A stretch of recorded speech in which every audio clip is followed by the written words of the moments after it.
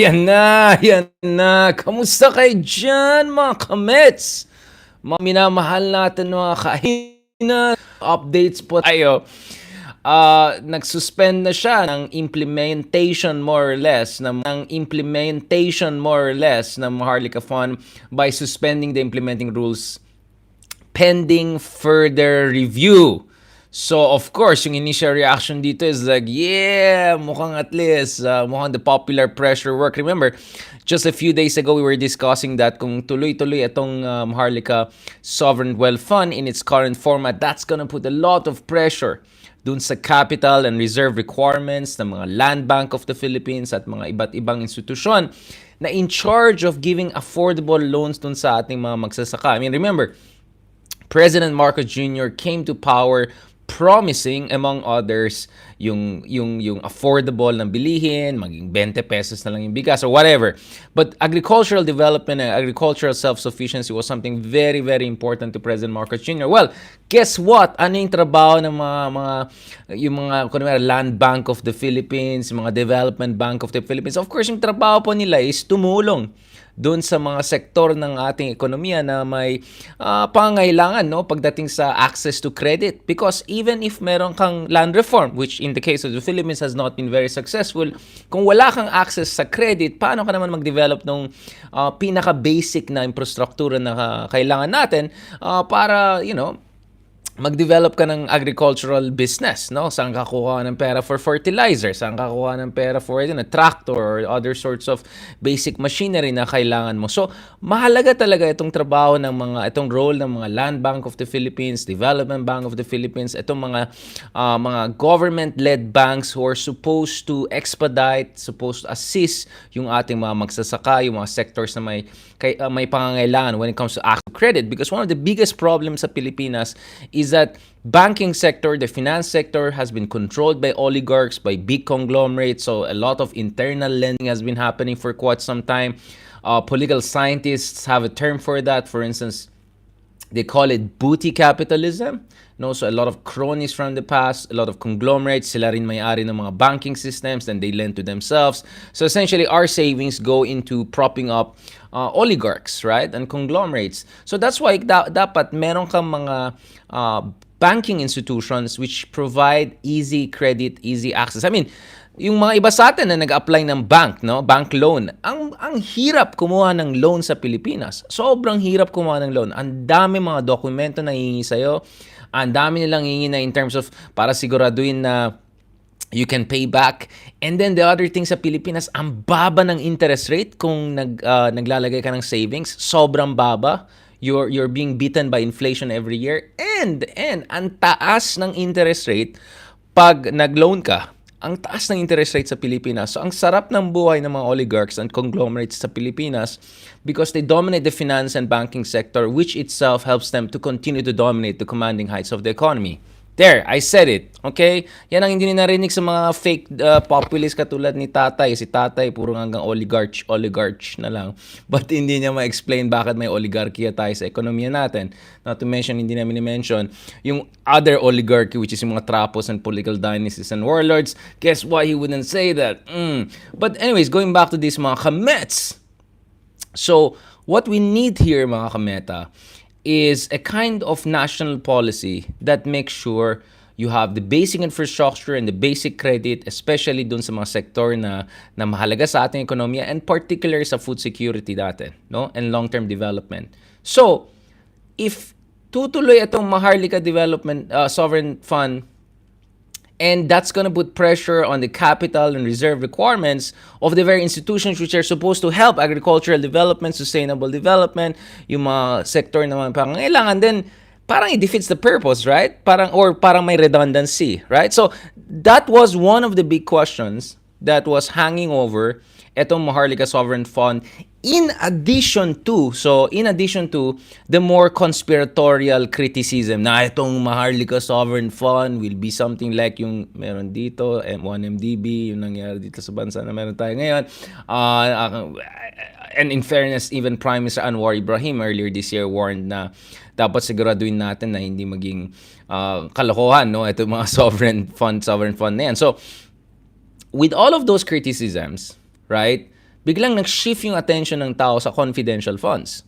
Dahil doon sa confidential funds, some people found it even more problematic because it looks like at least doon sa sovereign wealth fund, there's a certain degree of transparency, especially after all those rounds of revisions that happened. 4 or 5 different revisions, hindi na sinama yung GSIS, hindi na sinama yung SSS, si Tulfo, na ganyan, nanindigan, whatever, kritisismo, right and left. So the final version of the Marcos Sovereign Wealth Fund is much better than the confidential funds, especially for agencies na walang kinalaman sa national security.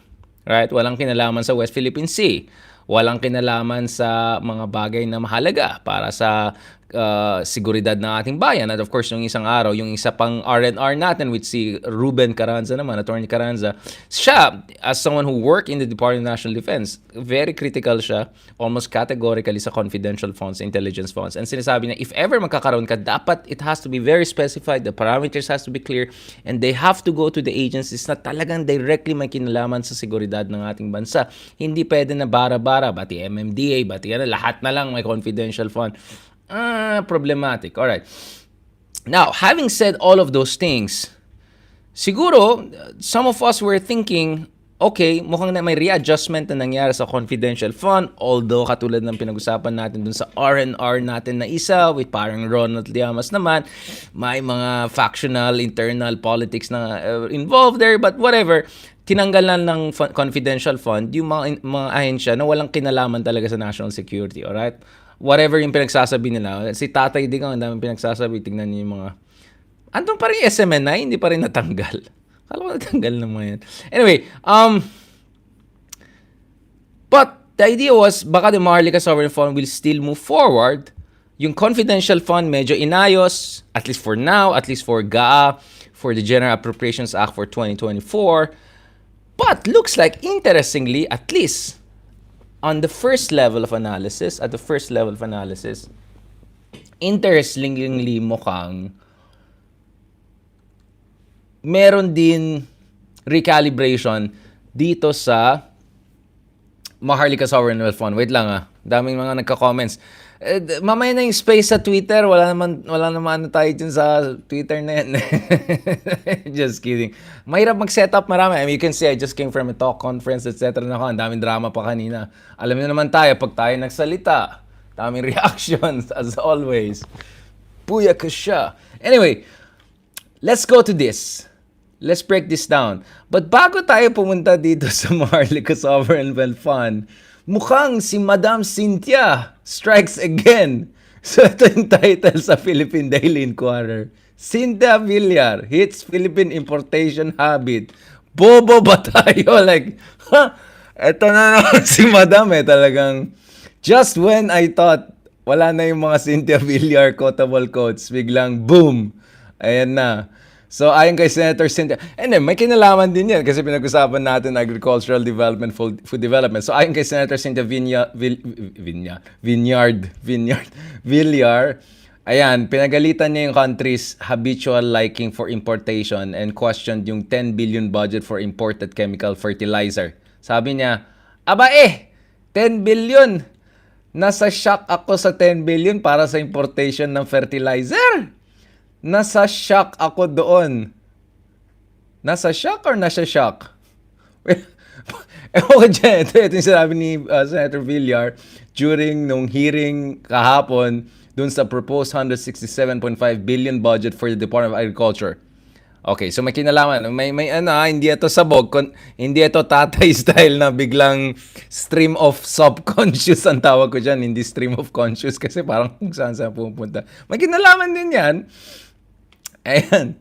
Sabi niya, bakit tayo mag-import? Bakit hindi natin bilihin yung ating sariling para nabibigyan natin ng trabaho yung kapwa natin Pilipino naghihirap? Ay, grabe naman si Madam. Napaka lalim ng kanyang empathy sa ating mga kababayan. Favorite ko talaga yung mga, bakit? Bakit? Ano yung mga ganon? Yung parang pag may sasabihin ka, bakit? Bakit? May ganon? Bakit? May pag ganon Bakit? Di ba yung mga gano'n, may mga tita ka, tapos, tita, yung bakit? Ayaw mo kumain, gano'n. Or, uy, tita, bakit gano'n? Bakit? Anyway, favorite ko yung mga bakit gano'n na sagot. Alam mo, nung araw, sabi niya, tayo'y pinakasikat, pero ngayon, talong-talo na tayo. Anong araw to na tayong pinakasikat saan? Yung mga articles na nabasa ko, talo ng Vietnam, talo na tayo ng Thailand, matagal na po tayo tinalo ng Vietnam at Thailand. Medyo matagal na po sa agriculture. Pati Indonesia, medyo matagal na po. Medyo 10 years yung isa, 15 years yung isa, medyo 40 years na yung Thailand. So, anyway, and then, oh my God, only in the Philippines. Ito, bakit daw tayo talo ng mga bansang to? Ito sabi niya, bakit?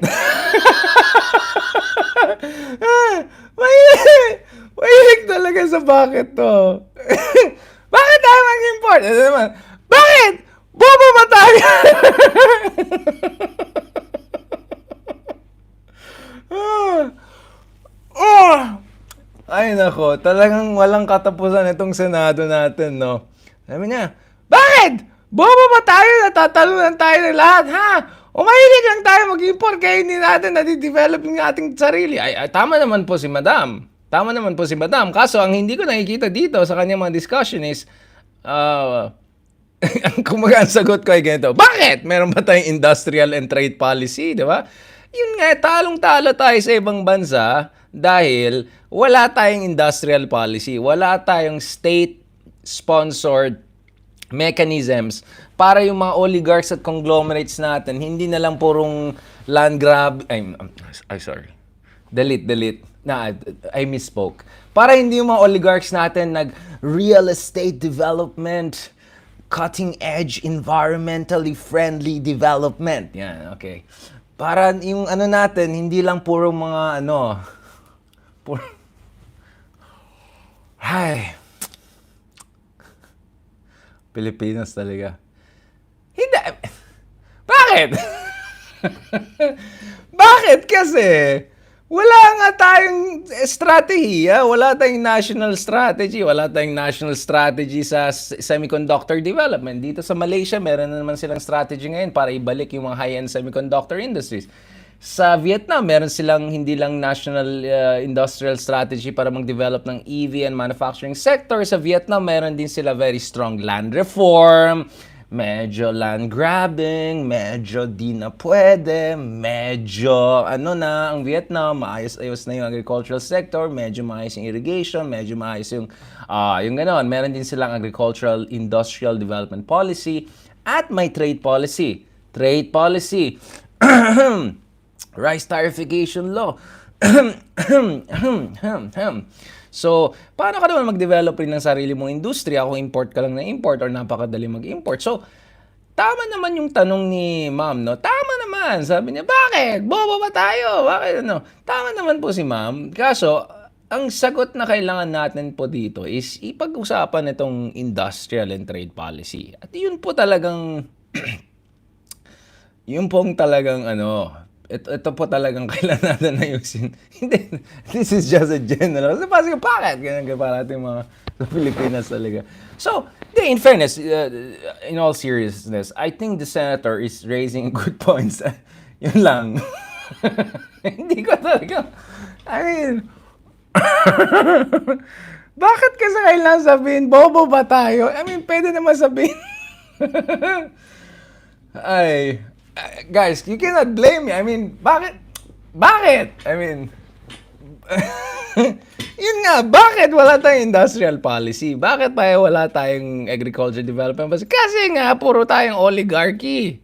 Kasi nga, puro mga conglomerates. Kasi nga, mahina yung estado natin. Kasi nga, walang diskarte. Puro na lang Department of Pledges. O i-abolish na nila yung DTI, gawin na lang nilang Department of Pledges kasi purong pledge, Department of MOU, yung mga ganyan na lang. Hindi, joke lang. Medyo half joke. Okay, 25% joke. Anyway, parang confidential. Gets nyo. Mahabang usapan yan. Now, for those who are interested, medyo pinag-usapan namin ng masinsinan ni paring Leloy Claudio in not one but two different podcasts. So around 3 hours namin pinag-usapan itong industrial policy. You are also free to check some of my articles. I'll post that later on. for the National sa Abu Dhabi, for Philippine Daily Inquirer. To a certain degree, I also touched on it in my Nikkei Asia op-ed in Tokyo. So, yung sa bakit, hindi bobo, pero medyo, yung policy natin, industrial policy natin, medyo papuntang, alright? So I just find it amusing that yung mga yung mga big businessmen natin sa Pilipinas who happen also to be in politics are asking these questions, but they also have to push the argument a bit further and talk about lack of industrial policy. Kasi naman, tingnan mo yung mga yumayaman sa Pilipinas. Ano po bang na-invent nila? Ano po ito ang tanong ko Yung mga billionaires po natin, anong ulit ang na-invent nila? Did they create a single world-class technology or manufacturing? You name me a single. Yung ibang oligarchies natin, ilang dekada, ilang centuries na. Andiyan pa rin sila. Did they create a single VinFast like Vietnam? Did they create even like Proton lang like Malaysia? Wala talaga Hanggang na lang alam niya.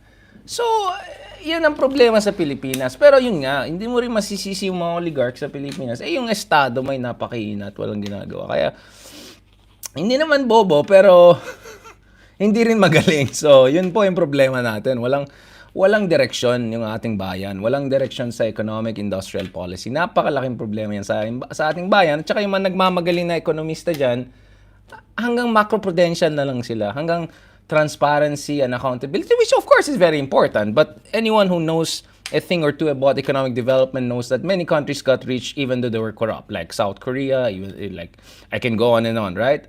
China, taas na corruption rates, Vietnam.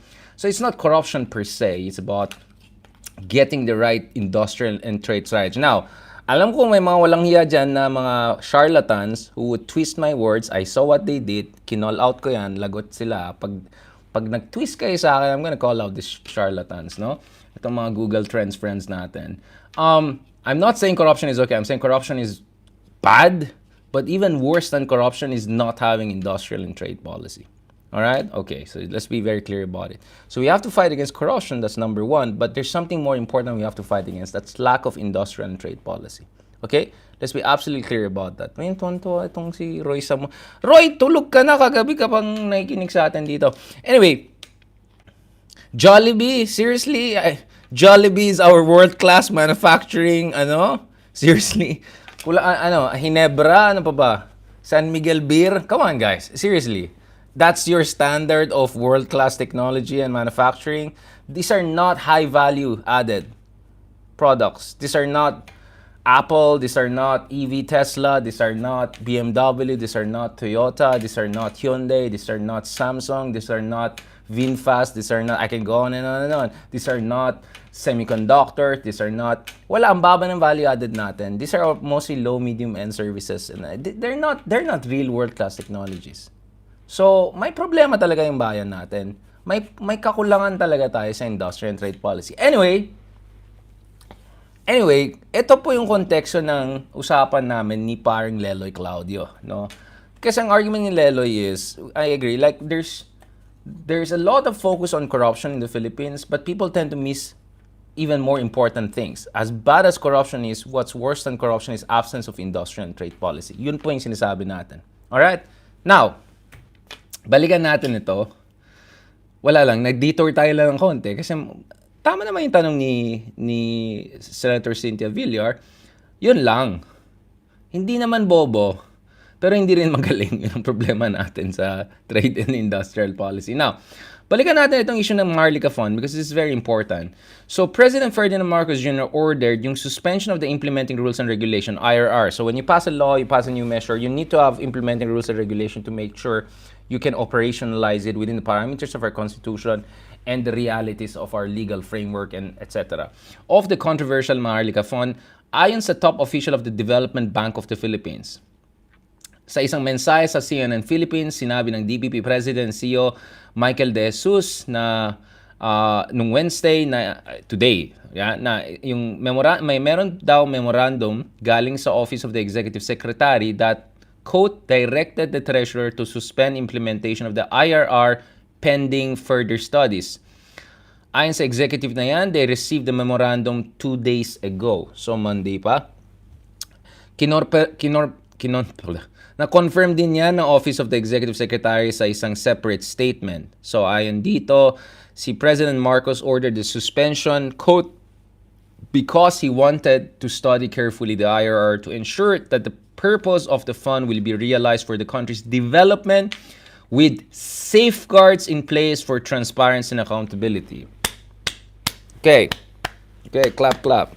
Meanwhile, asked about possible loopholes dun sa IRR that might have prompted yung suspension, sabi nung DPP chief, nothing else stated except further study. So, just to give you some basic idea, to jumpstart yung Maharlika Fund, katulad ng discuss natin isang araw, the DPP and the Land Bank of the Philippines remitted 25 billion and 50 billion, so 75 billion in total to the Bureau of the Treasury. The IRR for the investment fund was issued late August and was to take effect sa September 12 ayon kay Finance Secretary Benjamin Jokno. In July, Marcos signed the bill into law just 7 months after the idea was pushed at the lower chamber. While it received criticism among economists, dinefend ni Marcos nung una, pero ngayon biglang iba yung inip ng hangin. Now, at the first level, let's just stop there muna. Break lang muna tayo. At that level, actually, it's something good. That means that the president, pinapakinggan niya yung boses ng bayan, yung boses natin sa Twitter, sa mga ganyan, na nagigets niya na meron tayong mga concerns. I'm sure the president in his travels abroad, I'm sure the president, based on, talking to investors, people who know about investment community, di ba? Yun ang sinabi natin Isa sa mga concerns ng mga investors sa Pilipinas, yung mga hindi nag-invest pa actually sa Pilipinas, is because parang hindi sila sure dun sa ating good governance, to put it mildly. And itong Maharlika Sovereign Wealth Fund ay hindi mabango sa mga investors, to put it mildly. Alright? Now, nevertheless, there's some conversations about ano ba talaga nangyari dito. Because from an optimistic and half-glass full point of view, you could say, great, the president heard the voice of the people, just like how he heard the voice of the people after yung survey. So you could see na after yung 15-point drop niya sa survey, the president kind of like mellowed down and said like, okay, we have to go back to the drawing board. Let's figure out what's going on, right? Nevertheless, some are saying that perhaps there's more to it than that. It's not just a recalibration. It's not just responding to the people's demand. Maybe there's other things. No. Now, what's interesting here is that some are saying this is not necessarily recalibration for more transparency, but it could be recalibration that could actually bring the Maharlika Fund to something closer to its initial version, which some found more problematic. This is one side of the story, no? For instance, no? Anyway, pag-usapan natin yun. So, Palace recalls IRR for Maharlika to modify appointment rules. It's interesting. So, there's more detail actually in a separate report by the Manila Bulletin. Ipopost ko rin yung link doon. So, yung suspension aims to revise the application and nomination process for key positions within Maharlika Investment Corporation. Ito yung ayon sa Manila Bulletin. The implementing rules and regulations of the Maharlika Fund have been temporarily suspended. So, one of them is to revise the application and nomination process. Is that a good thing? Is that a bad thing? It depends. The advisory body, consisting of the secretaries of the Department of Budget and Management, the National Economic Development Authority, and the Bureau of Treasury, recommends appointments to the MIC, so Maharlika Investment Corporation Board of Directors of the President. However, yung current rules lack provisions for a scenario where the President is dissatisfied with the candidates on the short list. Interesting. So, one potential reason for review is that, wait, paano kung hindi type ng presidente yung mga na-nominate ng mga advisory body na galing dun sa mga economic managers team? One proposed change is to allow the president to appoint individuals who did not apply for the position. So meaning, yung advisory body galing sa Secretaries of Department of Budget Management, DBM, NEDA, Bureau of Treasury, sabi niya, kunin niyo si Darian, kunin niyo si whatever, right? And then ayaw ni BBM. So, ano mangyari ngayon? So, mukhang kulang ito sa IRR. So, pwedeng mangyari dito si BBM. Hindi na, ayoko dyan sa Darian na yun. Kuha tayo dito sa kabila. Kunin natin si Ronald Llamas. Mas type ko yan si Ronald Llamas. Yan na lang kukunin natin. So, pwede daw yan ilagay potentially doon sa revised version. The president needs to appoint the yung PCEO, 2 regular directors, and 3 independent directors for the Maharlika Investment Corporation. The application nomination process for the composition in PMI closed actually last September 27. So, the other way of reading it is, baka naman hindi natuwa si BBM dun sa mga na-propose ng advisory body, and now he's looking at ways to actually have a say about coming up with alternative people. That could be one interpretation. So let's see what's going on here. So at first reading, this looks like a corrective recalibration by the president in response dun sa mga nagreklamo, nagsabi na, ay, medyo malabo yan, kailangan ba natin? Or at least this is what the president seems to be signaling and what his office seems to be signaling. Because again, sinabi ng presidente, ayon sa executive secretary's office, kailangan pag-aralan ng mabuti, masinsinan, itong IRR, implementing rules and regulations to ensure that the purpose of the fund will be realized for the country's development with safeguards in place for transparency and accountability. So ito yung position ng Office of the Executive Secretary. But some critics would say, but maybe that's not really the issue here. The issue here is baka hindi natuwa si Presidente dun sa mga na-recommend na advisory body, so he wants to have a say on who will be there, which in itself could raise new questions. But why does he want to have more say on that? Or why is he not potentially trusting yung mga na-propose ng advisory body? Is it because hindi magandling? Or because he wants someone else na mas nagre-reflect ng kanyang preference, which again raises its own question. So, in short, wait lang tayo. So, if napansin niyo, nag-post ako na interesting, kasi ganito kasi, yung glass half full is, I don't think this would have happened if wala yung backlash, if wala yung 15-point drop sa survey. Why would the Office of the Executive Secretary have to emphasize all of these things? Safeguards, transparency, accountability. Obviously, it's because of that. But at the same time, I'm saying that's that glass half full part, but there could be another angle to this that we need to have more details on before we make a final judgment. So yung mga syunga dyan, nagsabi, ito si Darian, masyadong naive ka na, like, get out of here. We're looking at all of the angles here, but for me, hindi siya mutually exclusive Hindi siya mutually exclusive. Pwede talagang gumana yung public pressure. But, this brings me to the next issue. Because, may mga nagsasabi, bakit? Bakit? Bakit? Ito. Yung iba nagsasabi, wag na yan! Tanggalin na yan! Para wala ng issue. Hindi na kailangan yan. So, House Deputy Minority Leader and ACT Teachers Party List Representative Franz Castro na na-interview din natin. Of course, sabi, in-urge na yung presidente, tanggalin na yan. Tanggalin na yan.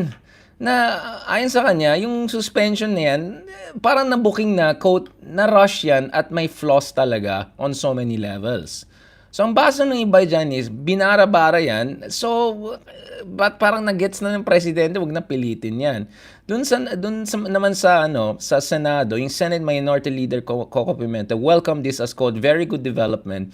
Ayon sa kanya, the law has a lot of defects. The concept has not been fully studied from the very start. Hence, we should not wonder why apparently the law is not ready for implementation. Good that the Marcos administration appears to listen to reason. So, his reading is more like the glass half full. Yung iba is, wag na yan, tanggalin yan para wala nang issue, para matapos na. Will this affect yung petition filed? By the way, may petition din na file laban sa Maharlika Fund sa Philippine Supreme Court. Now, ayon sa Solicitor General Menado Guevara, this will depend if yung mga petitioners ay magdedesisyon to withdraw their appeal to declare the Maharlika Investment Fund unconstitutional. Kasi some are saying this is unconstitutional, no? That this goes beyond certain boundaries, on safeguards, on allocation of state funds, etc. Kasi hindi naman pwede nang kuha ka ng fund. Remember yung DAP issue, diba? But if they don't, and the SC does not suspend the proceedings either, the OSGs will be prepared to submit comment on the validity of MIF law. So, ang position dito siguro, ang sinasabi dito ng gobyerno is, kung tuloy yung petition sa Supreme Court, di-defend pa rin namin yung MIF law. Even if, more or less, on ice siya ngayon. So, in September, Pimentel and former Bayan Muna parties representing Nery Colmenares, Carlos Zarate, and Ferdinand Gaite brought their fight against the funders. This is like PDP Lapan, Digong, Alay, Pimentel. Right? Interesting. Together with Bayan Muna party list. Interesting. Anyway, Now, actually, if you look at the Congressman Nery Colmenares, he has quite an interesting record because previously they took the JMSU, yung Joint Maritime Seismic Undertaking na negotiate ng panahon ni Arroyo with China and Vietnam to Supreme Court. And just the other month, earlier this year, it was finally declared as unconstitutional. So quite successful actually record nila ni Nery Colmenares in challenging constitutionality of some of the presidential initiatives and prerogatives. Anyway, ang position of Solicitor General is that they'll defend it if ever it comes down to it. But for now, mukhang may speculations na what's really going on here. So as I said, on one hand, is this an issue? Is this a case of public pressure effectively working? As I always said, yes, may politika, may factionalism, whatever, but public pressure matters. Active citizenship matters. So that's one way of looking at it. But another side of me says, hintayin pa natin ito kasi meron pala anggulo ng appointment ng mga tao or baka there's a possibility na hindi nagustuhan ni Presidente yung nag-apply before the September 27 application. So that opens its own can of questions. So in short, welcome this as a good development, meaning public pressure works, but do not jump to the conclusions and be complacent. That's what I always say. Push for the best, but don't be complacent. Count your blessings and little victories, but don't stop there. Don't be cynical, but also don't be naive, right? So, ganun lang talaga. Kaya, but I don't know. I mean, honestly, if you ask me, I kind of feel good in general because given all the background dynamics, which I and all the R&R episodes we did, we discuss everything. Alright? So, yung mga nakikinig sa atin, alam natin lahat ng mga backgrounds. Diniscuss natin. But for me in general, if walang public pressure, the way we saw over the past 6-7 months, kung walang public outcry, etc., I don't think these things would have happened. I think railroaded lahat yan, confidential fund, Maharlika fund, whatever. Kaya mahalaga talaga yung boses ng bayan. Mahalaga talaga yung active citizenship. Now, election time, disinformation is important, vote buying unfortunately is important, all sorts of kalokohan happen during elections. But just because elections did not create the best of leaders doesn't mean tapos ng usapan. You can still influence the flow of our governance, the conduct of our leaders, elected leaders, whether you like them or not, especially when you don't like them or they were not your preferred candidate. If you are active, if you push for good change, if you mobilize, if you make the most out of whatever democratic space we have, you can effect good change sa Philippines. This is what I'm saying. No room for complacency. A lot we have to still observe, a lot we have to watch out for. But the lesson here pa rin is, don't give up on our democracy. Don't be cynical. Don't withdraw from the field. Push for good governance. And you never know. There is always room for positive surprises. I'm glad that you have Senator Cynthia Villar essentially implying that something is lacking in terms of our development strategy. Ayon nga sa kanya, bobo ba tayo? Hindi naman, pero kulang tayo sa industrial policy. I'm glad that President Marcos Jr. is, doing another review of the Maharlika Fund. I'm glad that the funds of the confidential fund were reallocated. So yeah, of course, we know the background stories. We're still gonna watch out what's gonna really happen. Hindi pa tapos ang usapan. But it looks like public pressure works. So, hindi po hanggang election lang ang demokrasya natin. Elections are important because they determine who occupies the office. But how those people in positions of power behave will also depend on public opinion, public action, democratic mobilization, public pressure. So yon, kaya nga parati ko sinasabi, don't give up on the Philippines. Constantly push for it. When you think all is gone, still push for it because there could be surprises. And when you think you scored a victory, don't be complacent because there could be another angle to this, right? There's a lot of jiu-jitsu here, all right? Parang boxing yan, maraming rounds yan, right? If you're not gonna get a knockout soon, push it all the way to decision and try to win it over decision. That's how democracy works. It's difficult, it's stressful, it demands a lot of engagement, but over the long run, at least we're gonna leave a better Philippines to the next generation. If we were just passive, if we were just nega, if we were just toxic and cancel culture and wala nang pag-asa ang Pilipinas, mag-migrate na tayo, puro na lang ganun na tayo, tapos tahimik na lang tayo, good luck.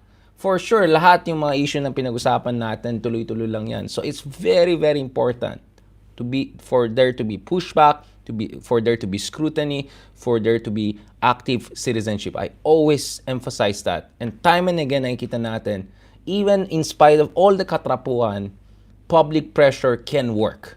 Not always, but it can work.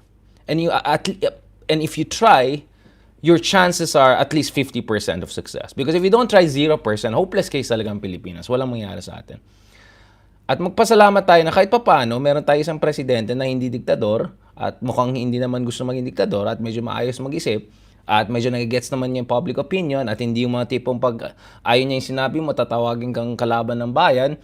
Alright, hindi bara-bara mag-isip. In fairness naman, right? We didn't get, Jacinda Ardern, sure, but, we didn't also get another tatay. So, there's room for maneuver. There's room for intervention. There's room for mobilization. Ito po yung argument natin. But as I said again, let's look at the details. Let's not jump to the conclusion. The devil is in the details. But so far, the details that I showed you say glass half full, glass half empty. So the challenge here is how to make it glass full totally. And that will not be the end of the story because next year ulit, there'll be still again General Appropriations Act discussions. There'll still be discussions on confidential fund, all sorts of different funds. So tuloy-tuloy lang yan mga kameta. Pero ang sinasabi ko dito is, don't give up constantly. And yes, katulad sinabi ng kaibigan natin si Mark Gamboa, yung favorite natin, isa pang favorite natin na host, checks and balances. And checks and balances, well, at least in our case, doesn't come automatically. Checks and balances can also come from public scrutiny and public pressure. So, isa lang vote natin during elections, true. But if we are organized, if we are strong, if we are unified, if we make enough positive noise online, it will affect the decision of people, including trapos. That's what I'm arguing. I'm not saying trapos here. No, I'm just saying in general. Right? And yan, pinahirapan nyo kasi si Stella, tuloy. Alright? So, I'm just saying. And for all of these quotable quotes kay Ma'am Cynthia Villar, actually, I appreciate her intervention because I think it raises the right questions. I'm not sure about her answers, but I think it goes back to what I've been saying over and over again about the importance of industrial and trade policy. So, yan. Alright. Okay. Any questions? Class? I'll go back to work. Anyway, mga tanong ba kayo dyan? Ayan, magpasalamat tayo sa mga natin dyan, kaibigan natin dyan. Right. Jocelyn Lumberio, thank you very much, ma'am. Noemi Tablata, ito yung mga mga regulars natin. Dapat mayroon ng tawag doon. Ano yung mga discount sa mga regulars, ganun. Norjeline Dalmasio. Bakit? Bakit? Gagan. Di ba? Yung mga ganun magsumagot. Bakit? Pag may sasabihin ka, sasagot. Yung, wala ka pa nga sinabi, sagot ka. Bakit? Ganun. Okay. Luella, Nivera, Felipe Nunez. Sorry, kaya maaga pa ako nagsasalita. Annabel Gamoras. Thank you very much. Riz Ani, Medi Foster Loza. Yan. Thank you very much. Lahat naman sa mga support. Saren, Norjeline. Yan. Thank you, sir. Annabelle, thank you. Rizani, ulit. Madaldal itong mga kausap natin dyan. Bakit? Ay, wag kayong gano'n. Mabait tayo. Okay. Uy, ma'am, wag kayong magalit, ma'am. In fairness naman kay ma'am, tama naman yung question ni ma'am Senator. Yun lang. Bakit naman kasi niya sasabihin ng... Ay, Diyos ka ang Pilipinas. Alright, thank you very much. Kay Ma'am Edna Lona, of course, kay Tooth Guyap, kay Noemi Tablad, of course, again, one of my other favorite co-hosts, Mark Gambo. Tama yung sinabi niya, checks and balances, and it's beyond institutions. It's also about active citizenship. Congressman Lagman. Yeah, in fairness to Congressman Lagman, I mean, he's one-man team siya, more or less dyan sa lower house, but, he has made the right noise. But don't forget, pasalamat din kayo sa mga media at saka vloggers. Yan, kay Mark, magpasalamat kayo. Magpasalamat din kayo sa media because when they're interviewed on media, that kahit mag-isa lang si Asa Lagman, kasi yung ibang LP katulad ni Stella nandun na kabila, yung iba naman nandito na. it amplifies their voices. And Congressman Lagman is an excellent legal mind. He knows what he's talking about. He's very articulate. He's even a better writer, in my opinion. Medyo cold siya sa akin nung nag-meet kami ng isang month. Pero okay lang. At least mabait naman sila Christian Esguerra sa akin. Alright. Anyway, tayo mga asaran. On that note, thank you very much. Maraming salamat and God bless and talk to you soon. Magpasalamat din ako dito sa kabila. Maraming salamat also dito. Thank you kay Belinda Magtangop, kay Ma'am Jocelyn again. Si Ma'am Jocelyn, yung perfect attendance yan on both sides of the fence. Yan. Salamat mo, ma'am. Ayan. Si Boss Ivan. Boss Ivan talaga. Jollibee. Jollibee talagang ano natin Segu Flowers. Ayan. Si Mavs fan forever. Yan. Si Roy Samontanes. Uy, kagabi ka ba? Matulog ka na. Tama na yan. Kay Ma'am Victoria Baltazar. Kay Kobli. Thank you very much. Kay Henry Mercado. Yan. Marami talaga nagmamahal sa atin. Alright. On that note, thank you very much, guys, and talk to you soon. Please also check, ilalabas din natin yung mga episodes natin with yung mga R&R episode natin. Please also check those out. They're very, very interesting. All right? I'm gonna release them separately kasi of course nakikita nila ako. At least that version you'll see both of us. All right? On that note, thank you very much. God bless and have a good day.